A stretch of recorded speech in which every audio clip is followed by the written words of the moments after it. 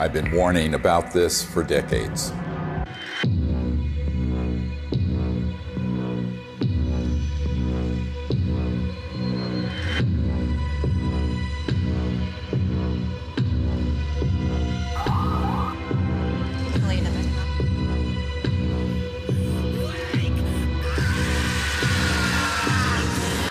No, not that. This. Speaking of conspiracy theories that actually have truth at the bottom of them, the Corona Relief Bill the President signed last month contains a provision that hasn't gotten a lot of attention. It directs the Director of National Intelligence, in consultation with the Secretary of Defense and the heads of other agencies, to disclose what they know about UFOs within 180 days. So what are they going to tell us? I provided briefings for 4 presidents, foreign heads of state, generals, and a sitting CIA director who later betrayed me. I've seen lives destroyed. William Colby has been missing since April 27th. His canoe was found washed up on the banks of the Wicomico River. Friends murdered. Unthinkable evil unleashed on our planet. All to protect this illegal and immoral secrecy. And nothing I've seen scares me more than this unprecedented moment we are living through. We're in the final hour of an agenda that has been playing out for nearly a century. Centralized monopolies of power in government, the defense industry, and the corporate media are all converging on the same narrative that extraterrestrials are real, they're here, and they're a threat. Those are not weather balloons. Those are clearly autonomous aircraft of some kind that are, as you put it, swarming U.S. military craft. So there are 2 options. Under intelligent control. These are craft under intelligent control, and they're flying with impunity, Tucker, within our airspace, and they can outmaneuver, outperform anything that we seem to have. We need to find out who's operating them and also what the intent is. The truth is, we do know who's operating them. Some are indeed extraterrestrial, and they are absolutely not a threat, as you will see. It is, in fact, the secrecy that is an existential threat to life on Earth and beyond, as stated by the first CIA director, Vice Admiral Roscoe Hillenkoetter.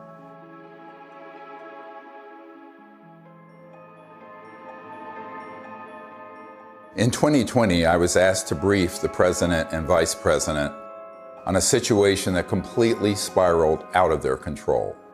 They had been lied to, just as you have been lied to, and we cannot stop what is coming if we don't finally confront the truth.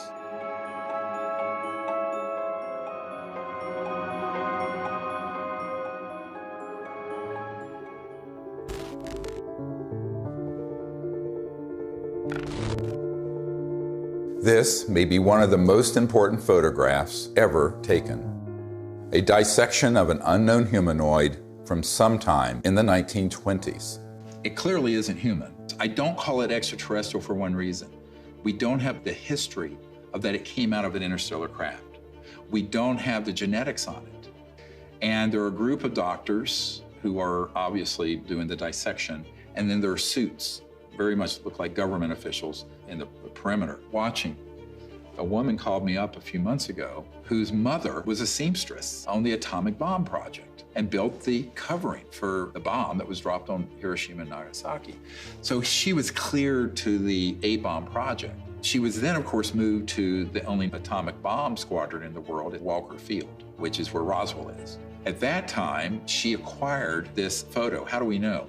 We tested the paper to establish that it was early 50s. And it's a photo of a photograph. And so we do a whole research project on it. We have it analyzed by the top medical archivists in the world, Dr. Burns in Manhattan, who establishes that it is the 1920s. We have the top clothing experts at the Metropolitan Museum of Art determined that those absolutely are from the 20s. So medically, clothing, everything. But if it is what we think it is, it means that there had been targeting and retrieval of extraterrestrial material and beings that are 20, 25 years before Roswell. And that opens another whole chapter. Now, the reason I think that's quite possible, I've had members of my team who've been in the vault and in the classified projects who have seen top secret files going back to the late 1800s and early 1900s dealing with ETs and ET craft and beings. So everyone thinks everything happened at Roswell. No, this goes back longer. Think about that. At least 100 years of UFO secrecy. Do you really think this guy or this guy, or God forbid, this guy, really have a grip on this issue? Excuse me, I didn't mean to fart out of my mouth. They don't. This is why heads of state from around the world come to me, a retired medical doctor, to get the truth about this phenomenon. And sadly, they don't have the power to do much about it once they know the truth. In 2001, I brought together 20 senior military, intelligence, and aerospace whistleblowers at the National Press Club in Washington, D.C., for a press conference that would change the world forever. The men and women who are on this stage and the some 350 additional military intelligence witnesses to the so-called UFO matter and extraterrestrial intelligence can prove and will prove that we are not alone. This marked the public debut of the Disclosure Project and the launch of the global disclosure movement to end UFO secrecy and disclose technologies that would end poverty, climate change, and the use of fossil fuels overnight and transform every aspect of life on Earth. One of the biggest bombshells at that 2001 press conference was the testimony of Carol Rosin, an aerospace executive who worked beside Wernher von Braun, the Nazi rocket scientist who came to America after World War II to work for NASA. Carol received his deathbed confession, a testimony so terrifying that we spent the last 20 years trying to warn about it. Now, here was von Braun sitting at a desk when I first met him, explaining to me that he was told he only had 3 to 6 weeks to live, but that he was going to stay alive long enough to teach me what the real game is that's going on. And it started out when I was in the industry, the Russians were the threat. We had to build space-based weapons against the Russians. And then third world countries called nations of concern at that time. And then the asteroid threat, which I thought was kind of comical that we could just put weapons up there to shoot down or steer an asteroid. And then it leads to the last card. And then he would repeat to me over and over, and the last card, the last card, the last card would be the extraterrestrial threat. He explained to me that there was a moment when we were going to be told that the extraterrestrial beings, that their craft were a threat, and they were not. These craft that have come here are now not UFOs, they're identified flying objects, and we know that they have beings in them.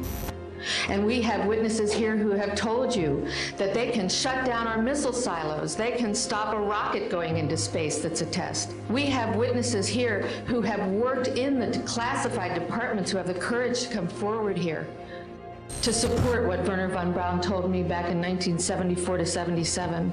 At the end, I said, and it's all a lie. Well, it's still all a lie. The ultimate dream of the dialectical war machine, the military-industrial complex, is to have this war with a potential extraterrestrial civilization. It's their dream of all times. You know, you can roll into place all the kind of strictures of a national security state.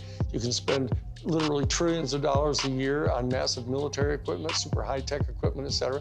And so that it's logical that they would use that as an excuse. And we do know from repeated examples of it that the utilization of a false flag operation to initiate a war goes on over and over and over again. Our human family does that. The nation states do that. Hitler has done it. They dress up troops looking like some other neutral country they want to invade and have their own troops dress up like them and pretend they've assaulted somebody, and they rush in and attack that country. You know, it's gone on and on. Flashback to September 11, 2001. The world is in shock. The American people are paralyzed with fear and grief. Over the next few days, an unprecedented show of solidarity and patriotism.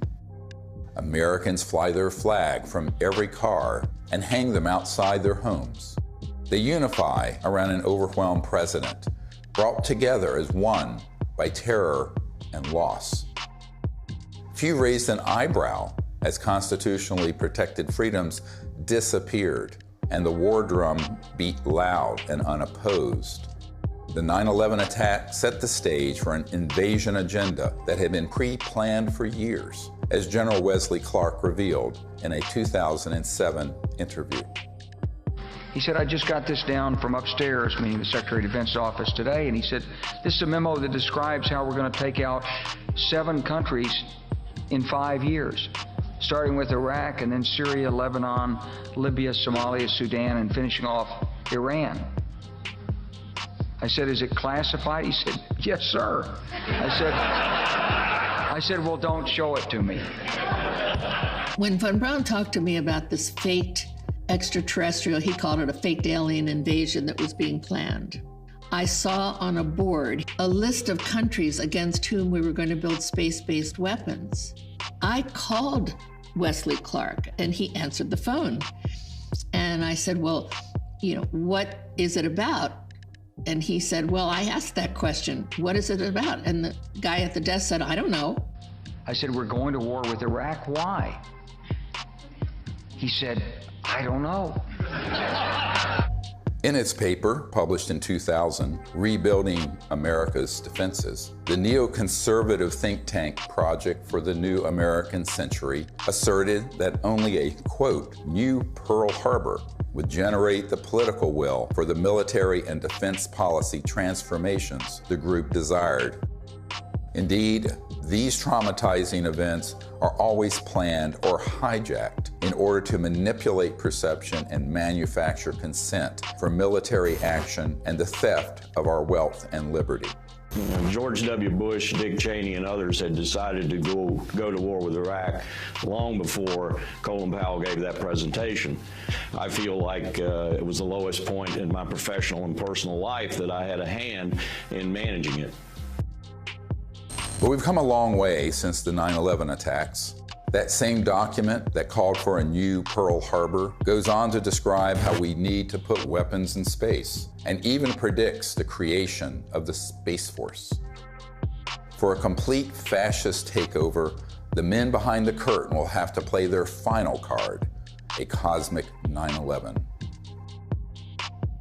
This temptation to generate a false flag attack on the part of some extraterrestrial civilization, you even hear people like Ronald Reagan make reference to it. Perhaps we need some outside universal threat to make us recognize this common bound. I occasionally think how quickly our differences worldwide would vanish if we were facing an alien threat from outside this world. Wouldn't it be clear if we all of a sudden found ourselves being attacked by an extraterrestrial civilization? We'd finally all come together. Wouldn't that be really lovely? Well, it's not really lovely for the industrial state. They don't want to lose their other enemies first. They want to use up all that before they go to that extreme. The last card was the most profound experience I had in my whole life. And I accepted the mission. And until Stephen Greer picked me up and talked me into going to the Disclosure Project, when I had just about given up, that's when I saw that there were other witnesses to what's going on, to the truth, to the facts. When she told me what Wernher von Braun had said, it didn't surprise me, because I had previously met with a number of people in the defense industry and in the intelligence community who had already told me that there was such a plan and that it could be actuated at any moment. And that was one of the long-term agendas, was keep the technologies away so we can maintain our industrial base of fossil fuel and all this. When we're ready to pull the trigger on releasing this information, spin it in the direction that benefits the foxes guarding the henhouse, the people holding these secrets. But it was interesting to hear that all the way back in the early 70s that he had been warning her about this. And we know that those systems were developed actually in the late 40s and 50s.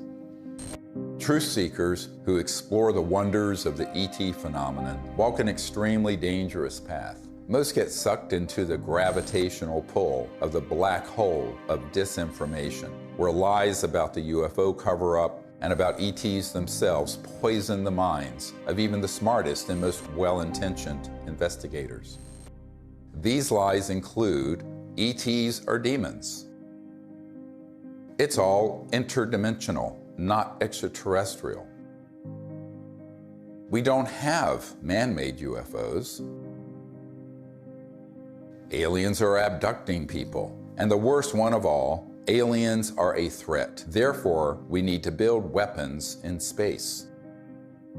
If we cannot commit to no weapons in space, to no war in space, then we're going to continue to have wars on Earth, and we're going to continue at the accelerated pace that we're in right now towards our own human extinction. One of the difficult things of the last 6 months was that I learned that the same group that had been feeding false information to the public through TTSA had their counterparts that had been going into the president's office providing some information, but a lot of disinformation. So the way really good counterintelligence works, or disinformation works, is that at the core of it, there's some truth. So they'd say, okay, the aliens are here, and here's some evidence, but they're a threat to the national security, and we need to have the Space Force. Wow, Space Force. And they get into this thing called the White House and the national security state, and they're completely at the mercy of the people who are going to brief them, and the ones who are assigned and cleared to talk about this issue, by definition, have been in those clandestine operations. I did a video brief for the president, vice president, and also for President Putin. That the problem is, by the time I had good access, they had already been, unfortunately, quite brainwashed on this, had already taken policy steps that included Space Force creation and what have you, and then we were running up against the election. One thing is clear, is that the normal constitutional channels that you would think would be in control of that aren't.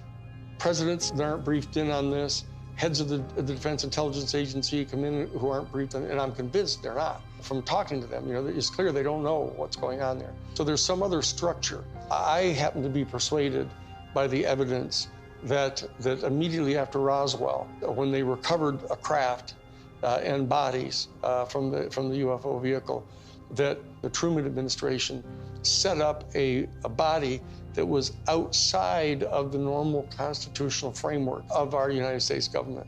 And it was made up of major elite people that they view as the real power elite. A shadowy government with its own Air Force, its own Navy, its own fundraising mechanism, and the ability to pursue its own ideas of the national interest, free from all checks and balances, and free from the law itself. It's sort of a shadow government within the government, not just in the United States, but all around the world. And the kind of power they have, both financially, technologically, and the means of projecting power militarily, is much greater than anything that the conventional military or the conventional government or the President of the United States has. Eisenhower knew it, and by the time he left office was very upset about it. In the councils of government, we must guard against the acquisition of unwarranted influence, whether sought or unsought, by the military-industrial complex. The ETs actually had reached out to Eisenhower near what's now Edwards Air Force Base, Muroc, and really wanted us to stop disrupting the fabric of the universe with these nuclear weapons and advance in a positive way into space and become part of an interplanetary family, which would have been wonderful for humanity, wonderful for the cosmos. But the people who make a lot of money from war and a lot of control of the populace through fear did not want that.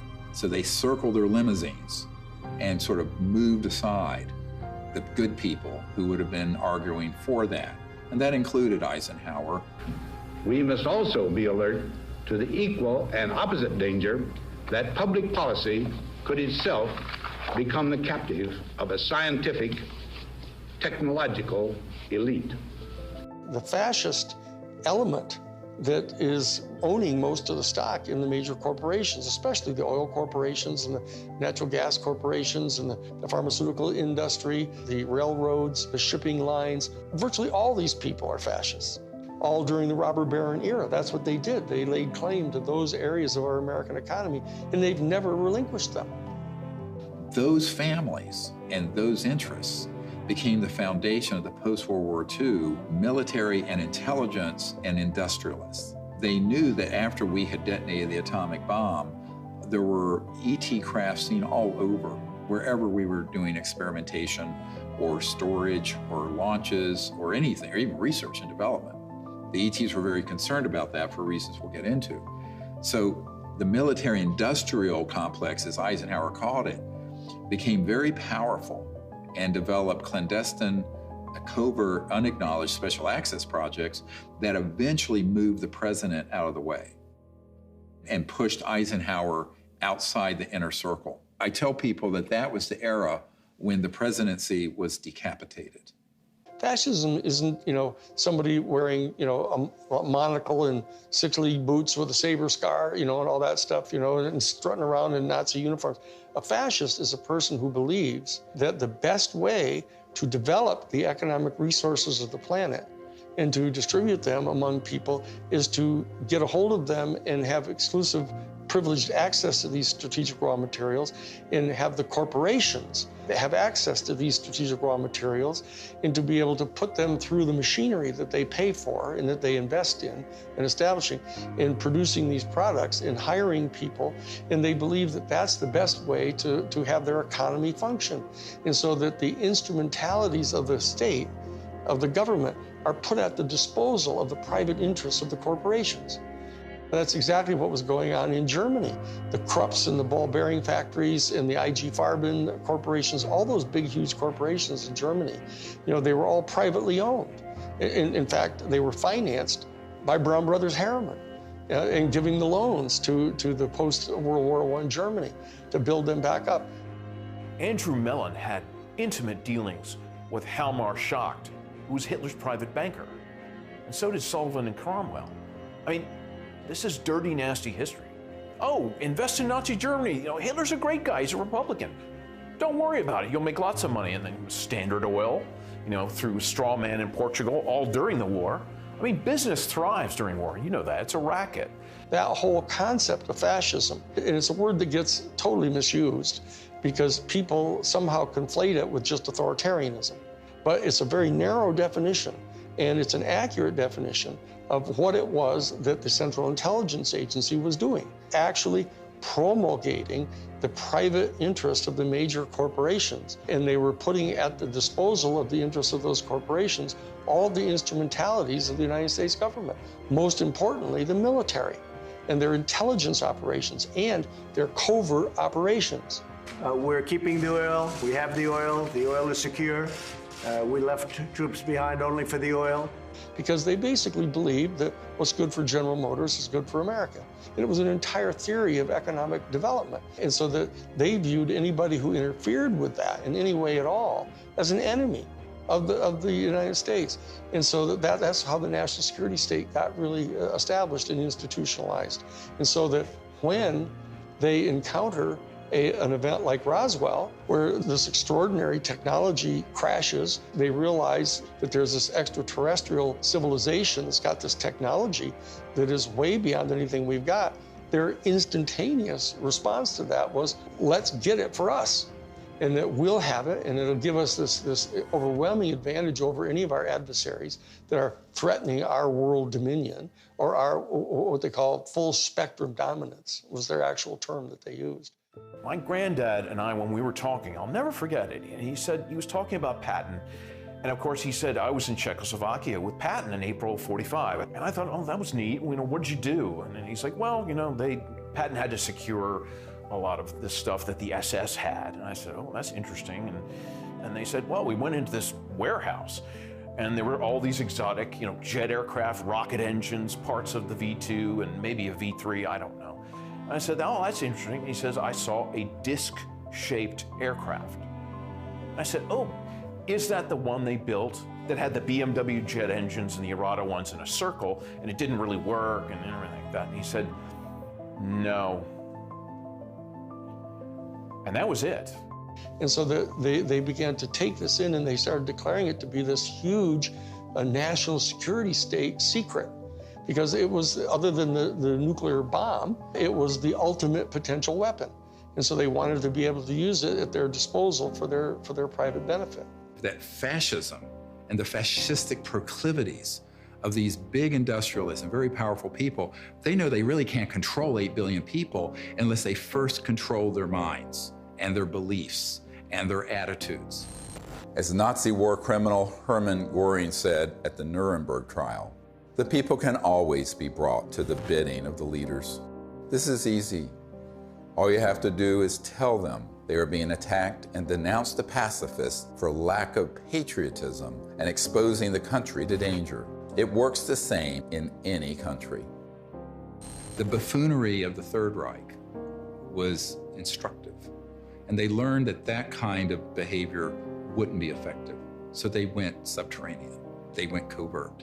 People don't understand. We won the battle of World War II. We did not win that war.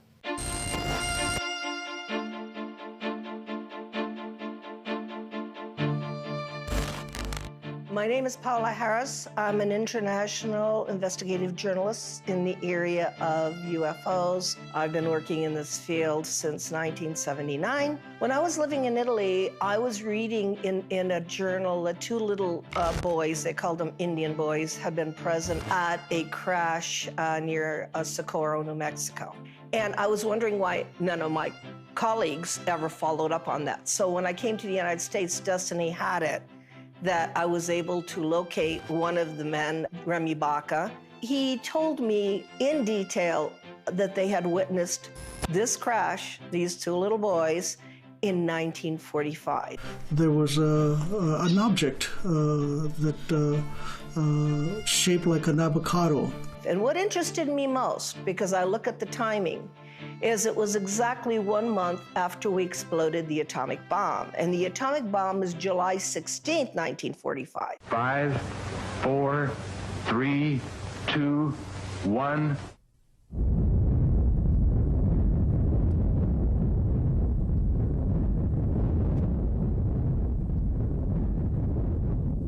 And they actually went up to the crash site and saw 3 beings. They were tall and thin, they had long arms. They said they looked like a standing fire ants. One of the witnesses said he thought they were hurt because they were screaming, and the witness was 9 years old, so he wanted to go in and help them. I had these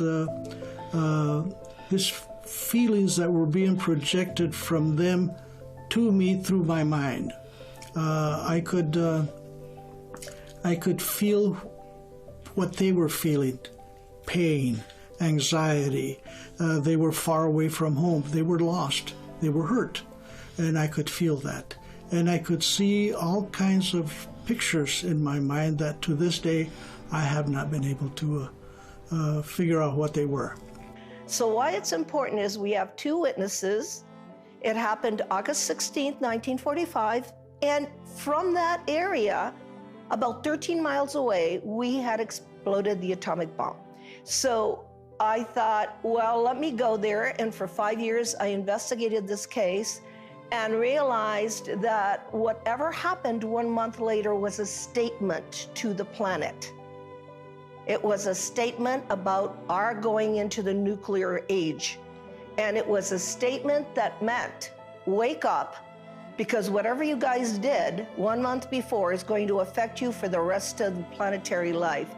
Assuming that they've always been there, but what caused this great interest in us, this large incursion after 47? Well, obviously, the atom bomb. If you accept the multidimensional theory, it's highly likely that we've done a hell of a lot of damage. In somebody else's world, they might have even done more damage there than we did here. We kicked the hornet's nest because we actually were doing more damage in those other dimensions and worlds than we were doing here. Step in the shoes of a generic extraterrestrial who's tied into a civilization that's interstellar capable. And you are observing that in one person's lifespan, 100 years or so, we're going from guns and maybe cannons and a machine gun in World War I to thermonuclear weapons, then into the space age, then these clandestine and covert unacknowledged projects develop weapon systems based on studying extraterrestrial systems, and then beginning to put them on satellites, on aircraft, and on ships, and on land-based systems. So the ETs are sitting back and looking at this in its aggregate, and now we're decades into the solutions for poverty in the environment, decades into the ability to have a new economy that would be just, and also would be a space economy. We could be out in space peacefully. We're decades to when we should have ended the war to end all wars was supposed to be World War I. What have we done? One war after another. Now they want to launch the big one, this final card that Wernher von Braun spoke of, interplanetary war, by hoaxing an alien threat. So these civilizations are really quite appalled, frankly. And at the same time, we're using weapons like atomic and nuclear that disrupt the fabric of the universe, and their worlds are affected. We knew the world would not be the same. Few people laughed. Few people cried. Most people were silent. I remembered the line from the Hindu scripture, the Bhagavad Gita. Now I am become death, the destroyer of worlds. I suppose we all thought that one way or another. I am death, the destroyer of worlds, plural. Worlds, plurals, not just this planet. So it got to me that Oppenheimer knew right well that they were having UFO visitations, that someone was interested, and I had in my possession already the MJ-12 documents that are on Ryan Wood's website. A letter from Robert Oppenheimer and Einstein addressed to President Truman. It's called Relationships with Celestial Within Our Bodies. When you say relationships with celestial bodies, and you are calling whoever was over that area cultures, you're not really talking about any kind of hostility. What you're talking about is more integration. So that whole document said, what do we do with this problem? Do we communicate with them and treat them like they're another country? And if so, the United Nations is not capable of handling this. In the document, it says we need to create a supra-United Nations. These are the words of Einstein and Oppenheimer. Who can deal with this problem? The ETs have done a number of things when we go too far, where they stop it. Now, they don't do anything hostile or violent back. They've made it quite clear through very explicit events where the ETs do not want humans going out there with guns blazing. A couple of nuclear weapons sent into space were destroyed by the extraterrestrials. The one incident, for example, was they actually photographed the UFO following the missile as it climbed into space and shining a beam on it, which neutralized the missile. And that is their major concern, is to preserve the integrity of the Earth, because it affects their own system. The very end of the 70s and the early 80s, we attempted to put a nuclear weapon on the moon and explode it for scientific measurements and other things, which was not acceptable to the extraterrestrials. And what happened? They destroyed the weapon before it got to the moon. The idea of any explosion in space by any Earth government was not acceptable to the extraterrestrials, and that has been demonstrated over and over. And what's the consequence? How is that demonstrated? By the destruction of any nuclear weapon sent into space. If they were hostile, they would have just eliminated all that testing. They don't. I find out that is not the way they operate.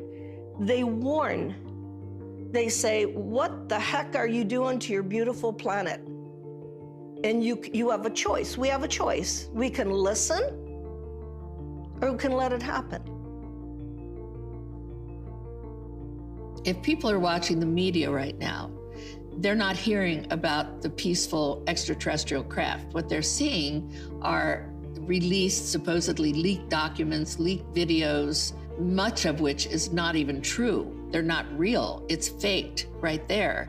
And it's being presented in a format that is to cause fear, to make us see the crafts and the beings as enemies. There's no question whatsoever that the elite that are in charge of the national security state infrastructure, both the official infrastructure and the unofficial infrastructure, are in fact not only fascistic in their economic vision, but they're racist. So I'm telling you, when you see the documentation that goes on inside the Third Reich, in the courses that they were teaching at the thing called the Ordensbergen.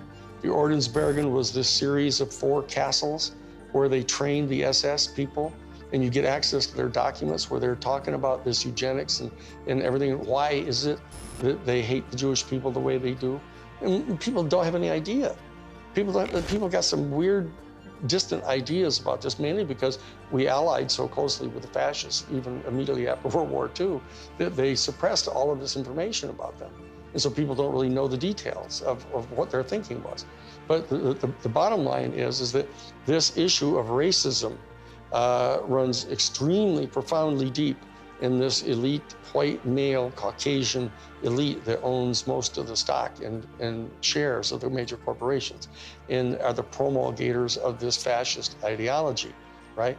And these are the people that were put in charge of the UFO program right from the beginning. Many people who would consider themselves New Age and into all this stuff fall into these camps of, well, there are the good aliens and the bad aliens. And the good aliens almost always look like someone from Norway. And the bad ones have different features or maybe darker. I'm going, this is racism. You just call it out what it is. This is absolutely racism extrapolated into an interspecies level. Not just racism, but speciesism, which is even deeper. We have to try to overcome this. We have to train ourselves. They're hoping that we as humans evolve out of this mindset of ingrained racist tribalism and not go down the path that these covert interests want us to do and extrapolate into space, push out into space the racist world we've had. I call it exo-racism.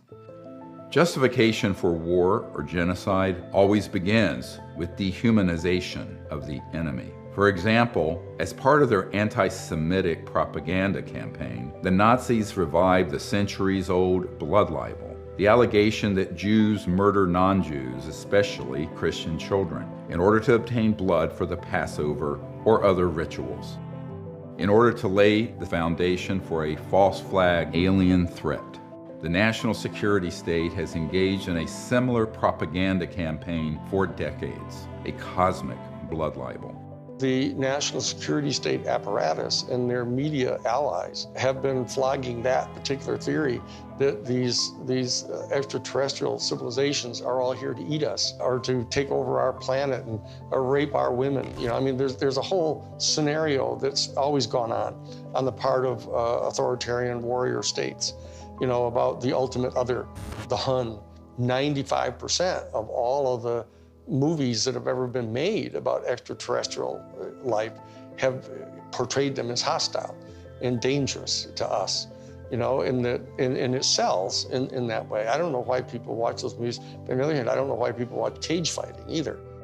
When Unacknowledged went viral and got hundreds of millions of people to see it, within months, they stood up the TTSA with Luis Elizondo, who is a famous disinformation operative in the Pentagon, at least amongst intelligence officials that I've met with, and others who are well-known disinformation figures within the UFO subject. That began the whole process of trying to pull the narrative back to, gee, we don't know what these are, but here's the evidence that we're, quote, leaking, which wasn't a leak, it was a controlled release.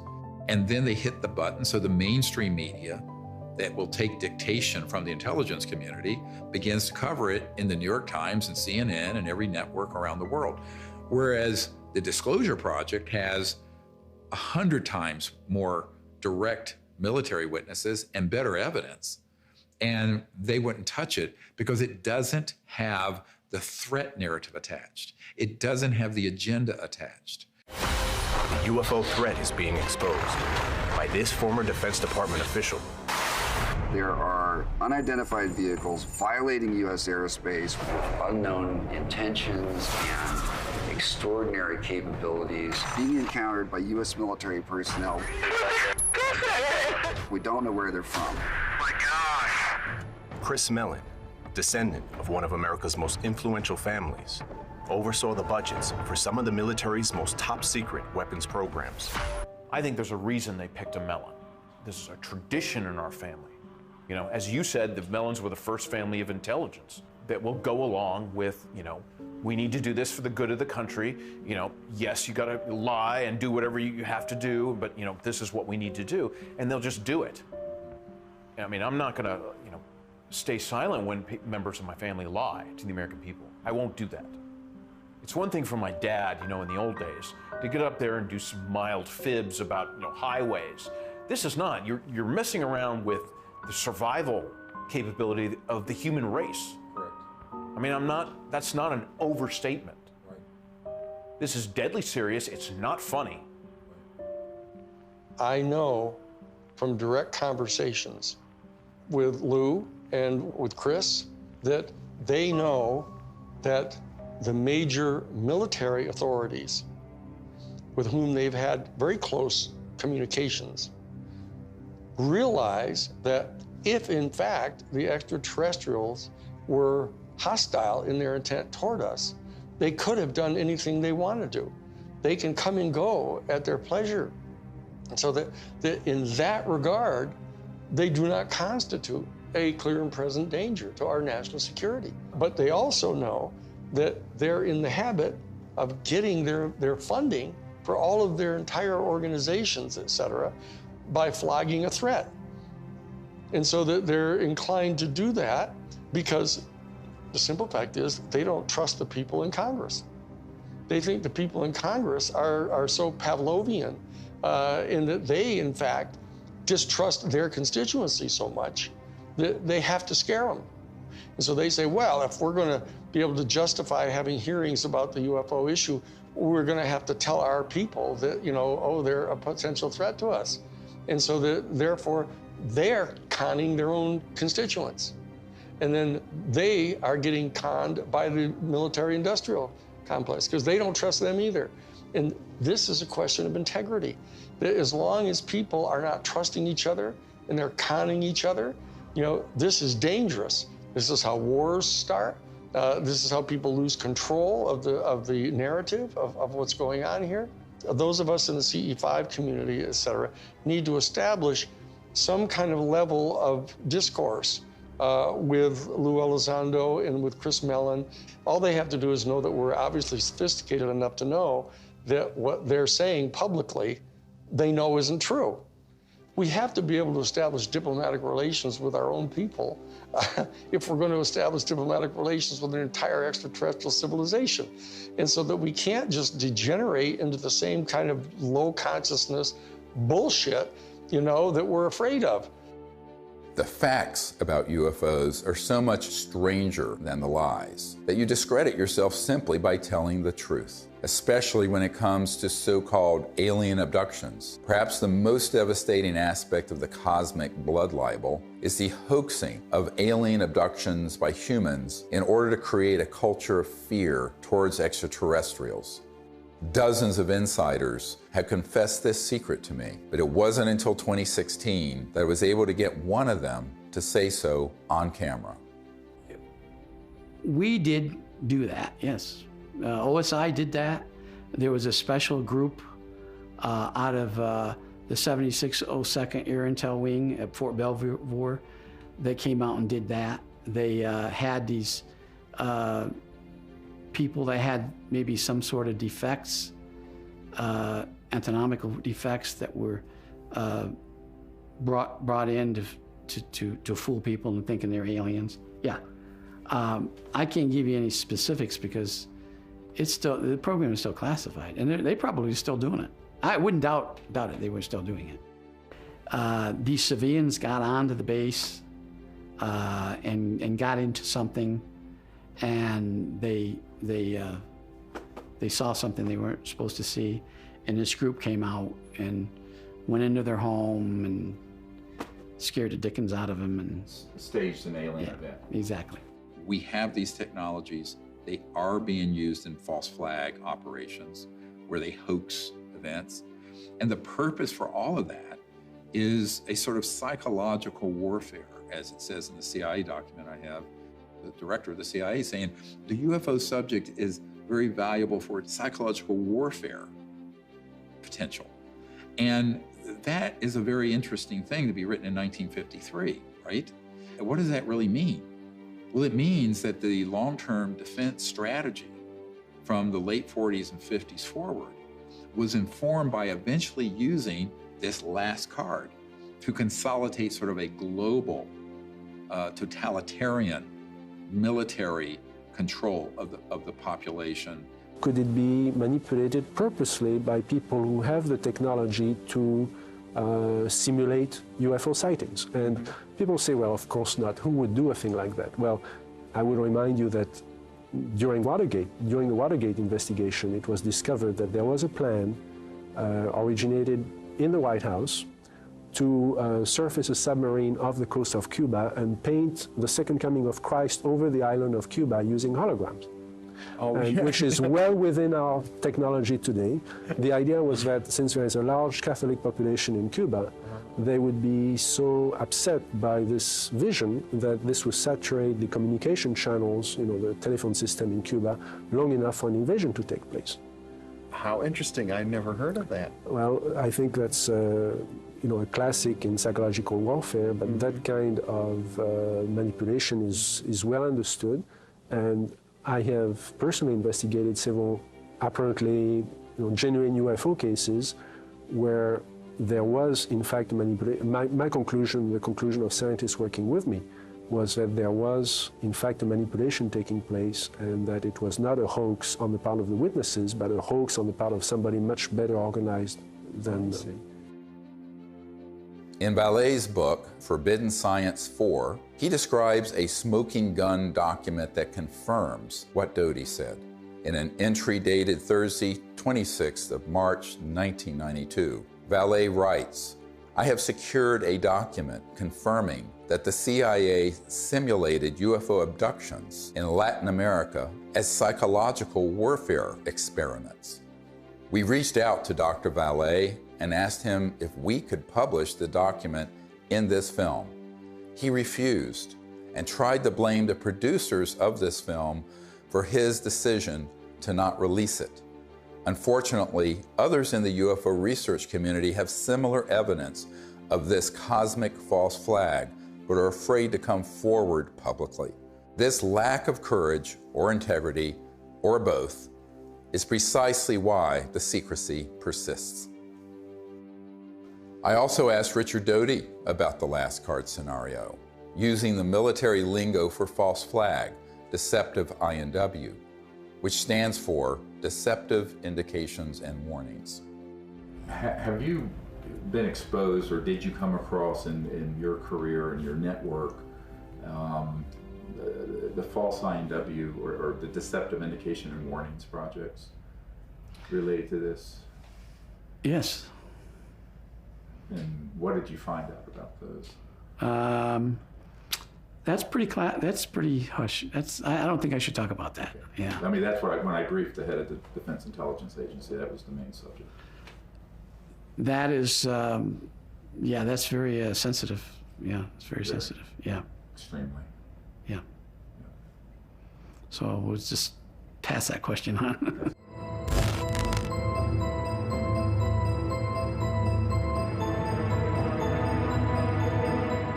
Colonel Corso was given the job by General Trudeau for the Army in research and development of foreign technology. But the foreign technology is really foreign. I mean, it's so foreign, it's out of this world. And he explained to me that he had something called a nut file, of which he had fiber optics, high tenacity fibers. He named the things physically that he had there. He knew they came from extraterrestrial crashes or extraterrestrial materials they had recovered. And it was his job to take them to big companies to be back engineered. Now, in Colonel Corso's time, it was 1960, but this had been done way before 1960. These were extraterrestrial artifacts that had to go into industry. So for the first time in my naive years of research, I realized why the secret was secret. I always thought it was about, everybody would panic, then the religions would fall, and I had no idea this was going on. And ever since my association with Colonel Philip Corso, I realized what this is about. What this is about is the toys, the artifacts. And it's really about the industry. It is not about whether people would be scared or whatever. I think that the younger population and people that have studied this know that there is no danger. I mean, if they're not going to bomb you during the time you're doing the H-bomb tests in the Pacific, I don't think they're going to decide to come out of nowhere and bomb everybody or to have an invasion. There are too many times where we could have had an intervention that was hostile, and we never have, and we're the enemy. Hey, John, happy birthday. There's no way that I can, sugarcoat this. I was talking to a gentleman about the UAP report, and he contends the Pentagon has alien bodies and crafts. So I just wanted to run this past you. Does DOD have these things, and if so, where? Jeff, the UAP task force is really designed to take a look at these unexplained aerial phenomena, try to help us get a better understanding of them. Again, I'm not going to get ahead of the report that the DNI will submit, that we are helping, obviously, and providing input to, and I think I'll just leave it at that, Jeff. This exchange would have been unthinkable even a few months ago. And notice that he didn't deny it. There are three major lies of the current false flag disclosure of UFOs in the media. Number one, we do not know what UFOs are. Lie. Number two, the U.S. military does not have any aircraft that can perform in the way these UFOs maneuver. Lie. Number three, they are a threat to national security. Lie. The only threat to national security and world peace is the unacknowledged projects using man-made UFOs and other technologies to hoax alien events, period. And yet, we are inundated with messages about the threat to national security posed by UFOs. We take all incursions into our operating spaces seriously. So, I mean, like everybody else here at the Defense Department, certainly we are taking the entire matter seriously as it regarding the potential for safety concerns. One of the most brilliantly subtle disinformation techniques currently being deployed against the people of Earth is this air of phony agnosticism that has been generated surrounding this issue. Do you believe that they sincerely don't know what these things are and they where don't. they came We from? have the best military on planet Earth, the greatest intelligence agencies. These are true unknowns, and they were swarming our military arsenals. They're seen over nuclear facilities. This is documented. We need to find out who is operating these vehicles. There's a certain studied agnosticism that the media is allowing to come out through these ufologists. For example, Nick Pope.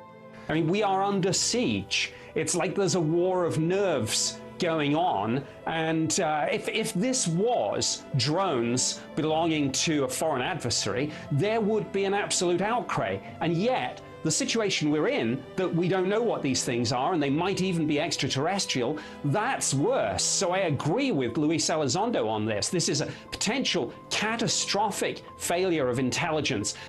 The same thing with people like Chris Mellon, whether he's been paid or not. he will get up there and say, well, we don't know what these are, we need to study them. There's a vital national security issue, which is that our sovereignty is being violated by vehicles of unknown origin. Chris and I have met, we've talked about all this stuff. I think the TTSA program was a little goofy with Tom DeLonge. This is a mechanism to change the way the government acts. You're going to see us dealing with the Senate, us meeting with the intelligence services of other governments, and everyone is coming out of the woodwork and saying, this is real, we got to do something about it, and it very well could be a threat, but we can't put our head in the sand. Former Blink-182 frontman Tom DeLonge launched To the Stars Academy, or TTSA, supposedly to bring scientists and whistleblowers together to advance the disclosure of UFOs. In reality, this was a thinly veiled front group for the Defense Intelligence Agency, staffed with notorious spooks like Jim Semivan, the former head of covert operations domestic for the CIA. All of a sudden, the same media outlets that historically ridiculed this subject started fawning over DeLonge and his entourage of disinformation agents, and always with the specter of an alien threat. Hal Puthoff was soliciting me for funds for his quantum communication thing, which I think the Navy has had for 30 years. So there's a lot of disconnects going on. And of course, they've left that TTSA program, and I don't blame them. I think it was a shit show. And some type of CIA, quasi-psyop, something. And I don't think anybody was really excited about it. And when they say, this is a mystery we need to solve, that is not true.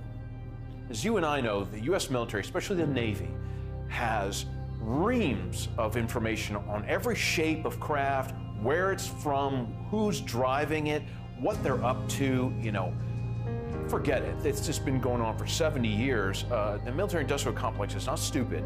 Neither are the branches of the military. They know exactly what's going on. I think Chris means well. I really do. I don't think he's one of these guys, that's going around here, I'm going to fool the public and get paid for it. He doesn't need the money. I don't need money. We don't need fame or money. That's the last thing a melon wants. I'm telling you. And of course, TTSA even had a Lockheed Martin Skunk Works engineer who said, we need more money to study this because we don't know how these operate. In 1984, I got my chance to go to the Skunk Works. I'm working on things that defy imagination. Meanwhile, we published a letter that was written to Ben Rich, the head of the Lockheed Skunk Works. And the person writing was a friend of Ben Rich and said, are these UFOs ours or extraterrestrial? And Ben Rich writes back, they're both. He acknowledges that they are both extraterrestrial and ours. Now, this is not some ufologist. This is the head of the Lockheed Skunk Works, the premier aerospace engineering entity, arguably, in the world. Another man exchanging letters with Ben Rich was military aerospace historian James Goodall, who was Rich's pen pal and confidant for 25 years.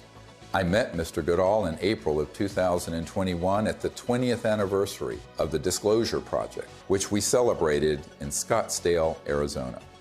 He was dying of esophageal cancer. This is the mid-90s. He'd already retired from Lockheed.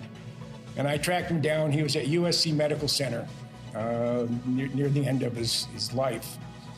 And we were talking about John Andrews and some other stuff, and we started talking about UFOs.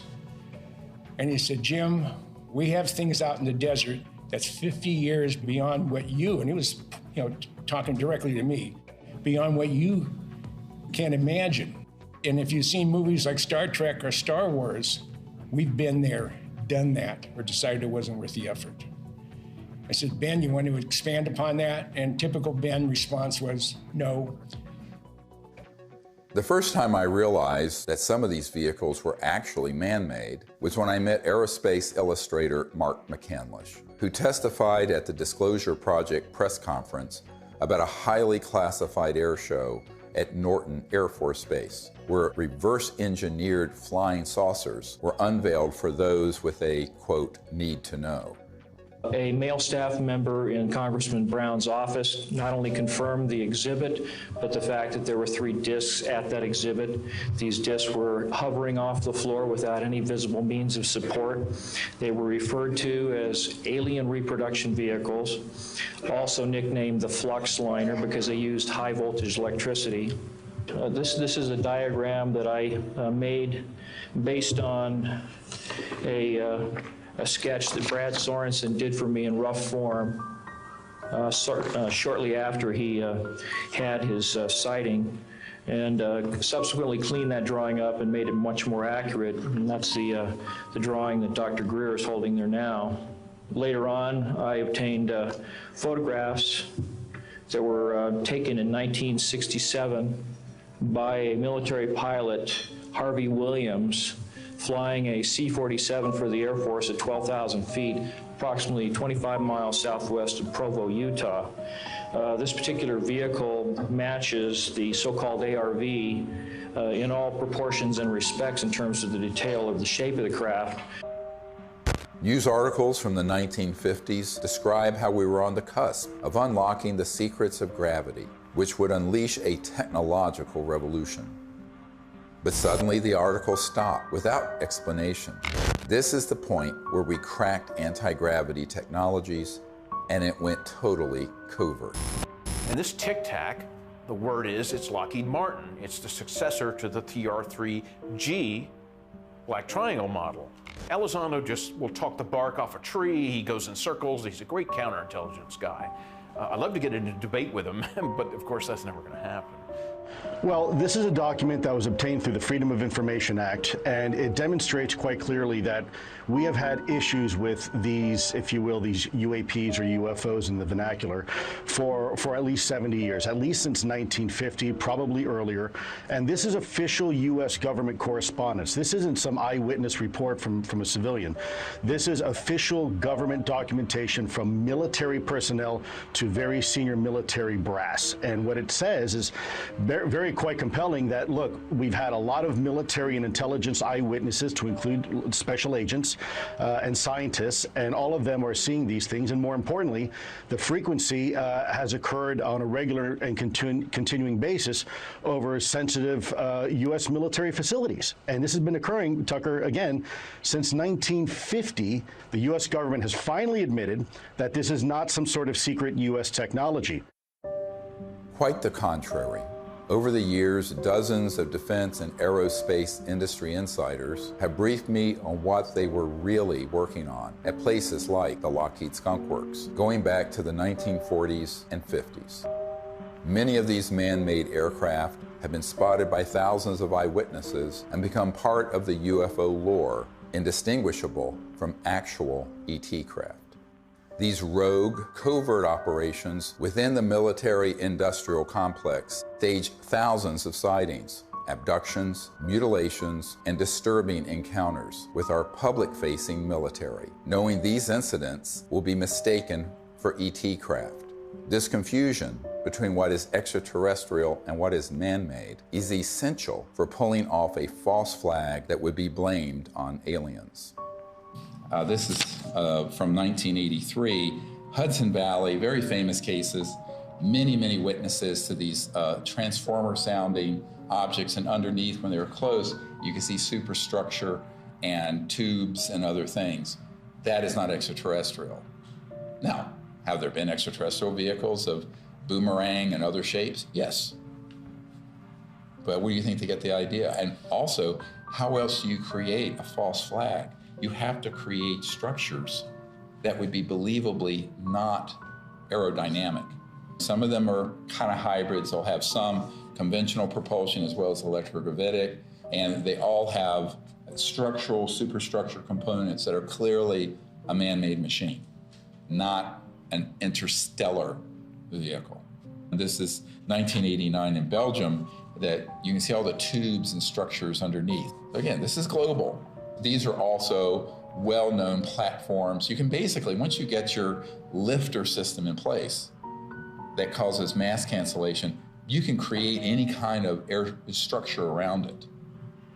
And it doesn't matter if it's aerodynamic or not, because the way it moves, it moves, let's say, the molecules of air around it. So it's basically moving an electromagnetic field effect. So there's no resistance and there is no sonic boom. That's man-made. We've had it for decades.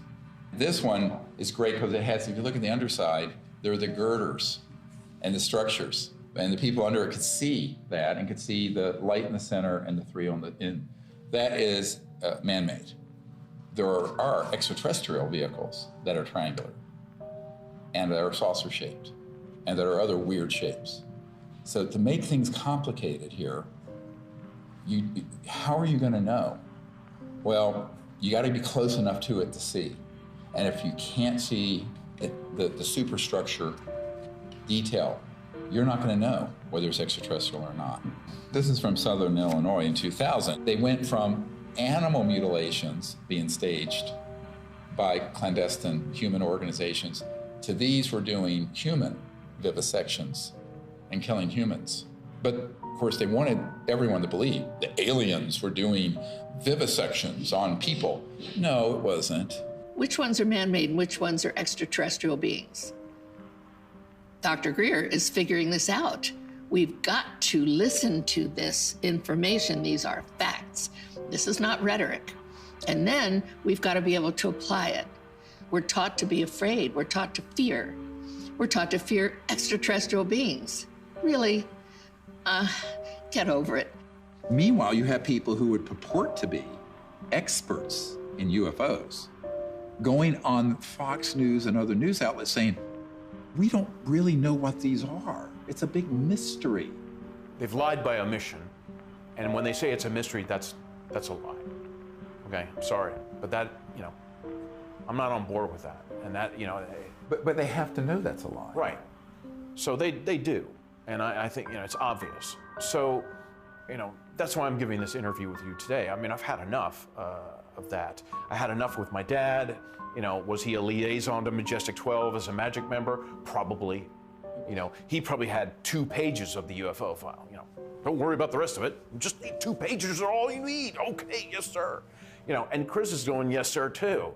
So those people are very studied agnostics who act like we don't know, we don't know, we don't know. And that's why they're given an audience. If they were actually to say, here's what they are, here's what they're doing, which is what a truthful disclosure would be, they would be banned off those networks. I don't think I've ever spoken to anyone who has seen more reports, paperwork, photographs, interviews as you on this topic. Has there ever been a confirmed extraterrestrial ship? We'd have to say no. We'd have to say what's confirmed is that we don't know what this, let's call it a ship or an object. We don't know what it is. We can just say what it isn't. Right. And you can ask yourself, well then what, and of course what we call the extraterrestrial hypothesis is a valid one. I mean, maybe it is from some other place in the universe. In the axis of disinformation, Leslie Kean is the original shameless opportunist of ufology.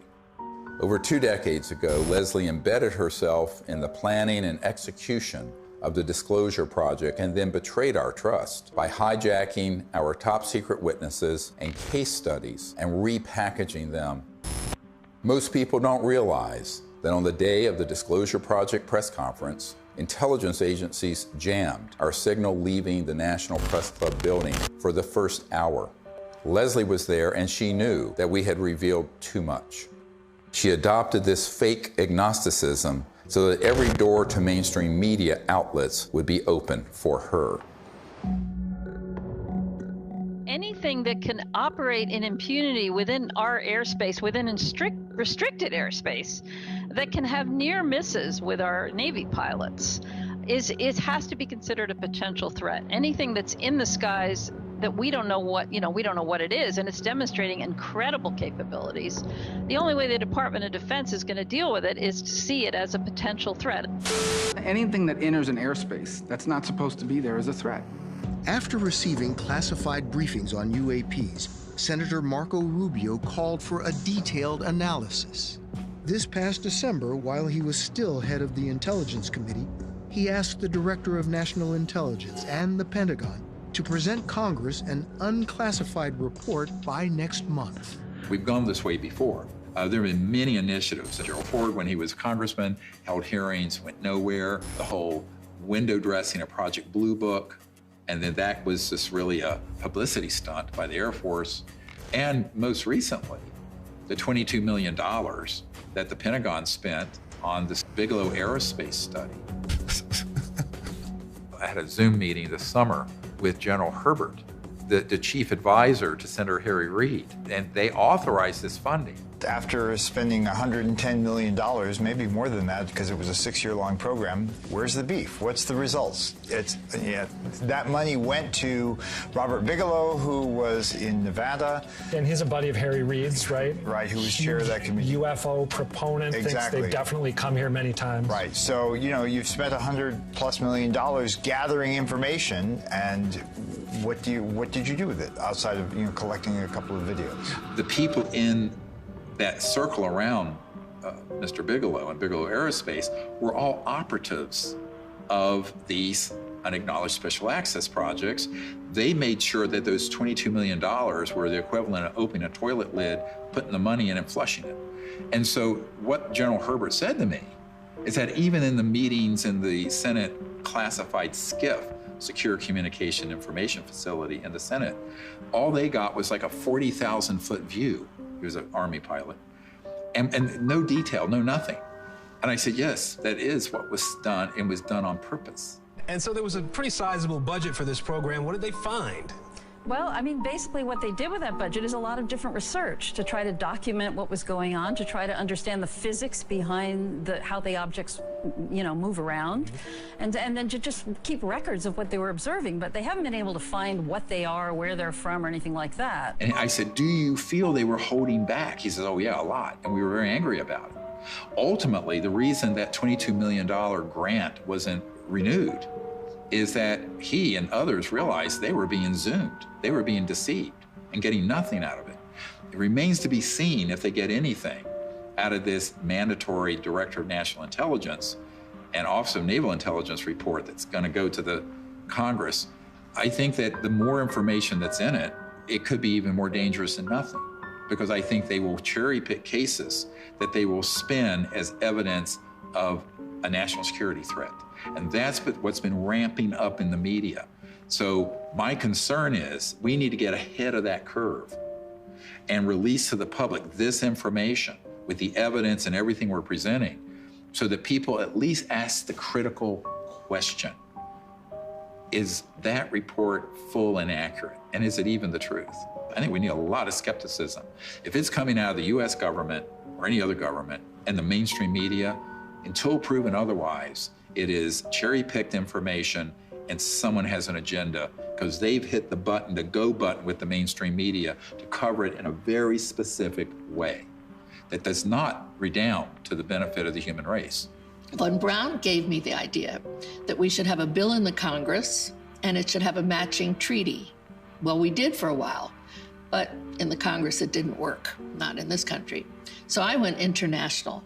And international is where I found some intelligent life that was really willing to create an agreement, a treaty, to prevent the placement of weapons in outer space. Да, наверняка инопланетяне в той или иной форме и в том или ином образе присутствуют на планете Земля, потому что из миллиардов галактик, по теории даже вероятности, не может организованная разумная жизнь существовать только на планете Земля. Но пока инопланетяне своим присутствием не нанесли никакого ущерба землянам, инфраструктуре и вообще живым организмам на Земле. Поэтому говорить о том, что есть инопланетная угроза, это, наверное, не соответствует реальности. The beauty of having these Russian generals come forward and say this is that we've had a lot of, like Colonel Corso and others, come forward with evidence. Now we have these senior people in Russia And we need more countries to do this, where they unshackle their leaders who know the truth of this and speak the truth to the world community. Now, if you listen to a lot of people, you hear, there are already weapons in space, blah, blah, blah.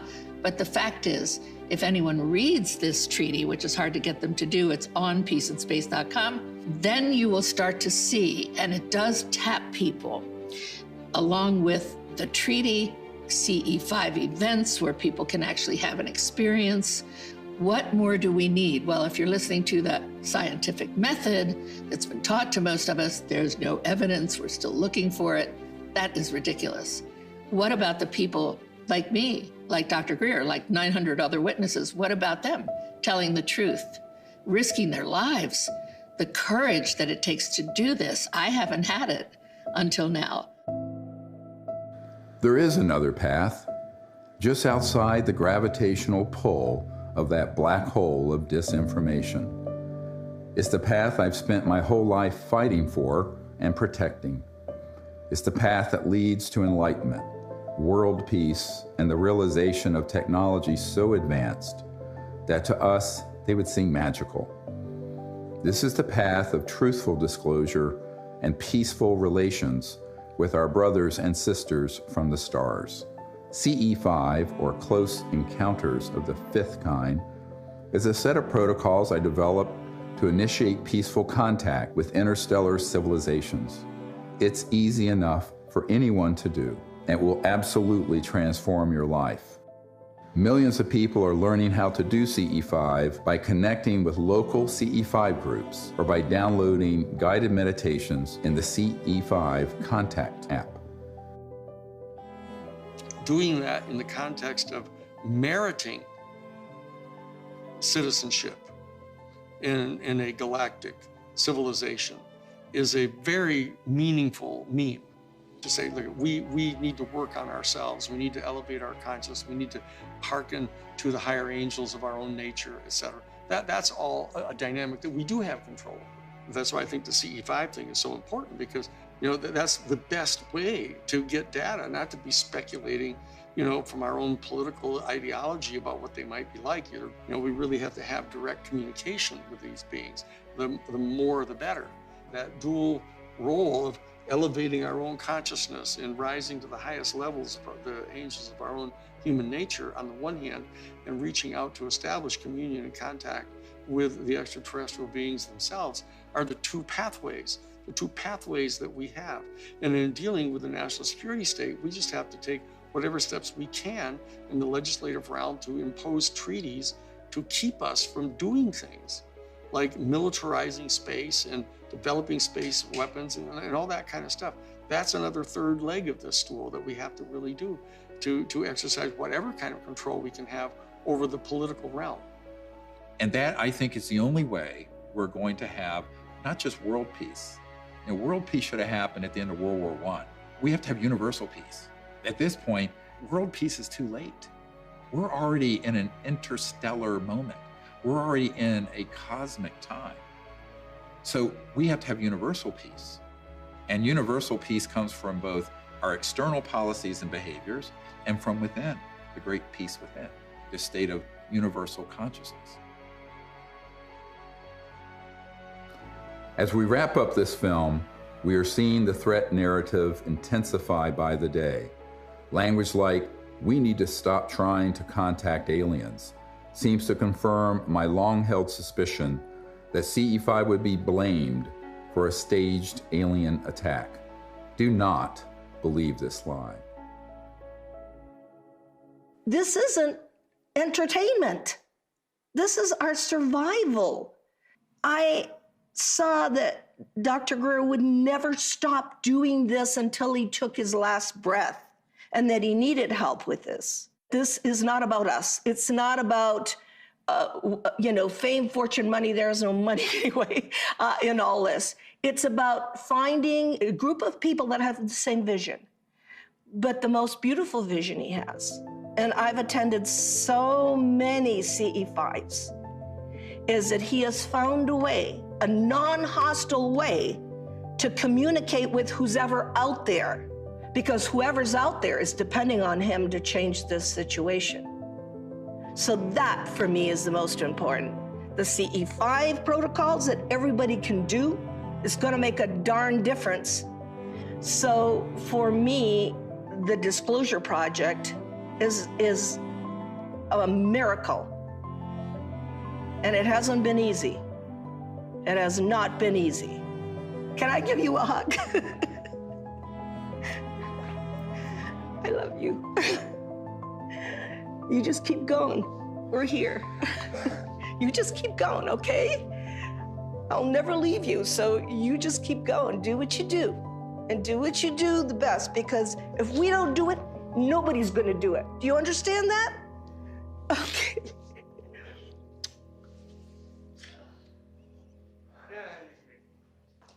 Yeah, okay, can I go outside and get some sun?